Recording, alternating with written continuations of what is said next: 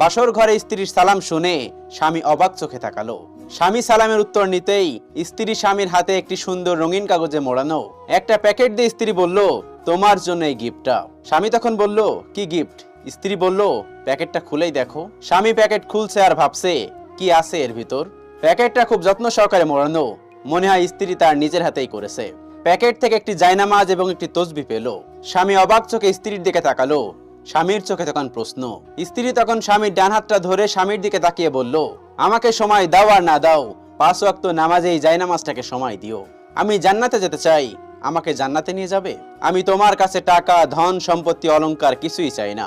বাঁচার জন্য যতটুকু দরকার ঠিক ততটুকুই দিও। তুমি আমাকে যা খাওয়াবে, যা পরাবে, যেখানে রাখো না কেন, সবকিছুই আলহামদুলিল্লাহ। আমি খুশি, শুধু আমার একটাই চাওয়া, আমাকে জান্নাতে নিয়ে যাবে। স্ত্রীর কথা শুনে স্বামীর চোখে পানি চলে এসেছে। প্রেম কাহিনীতে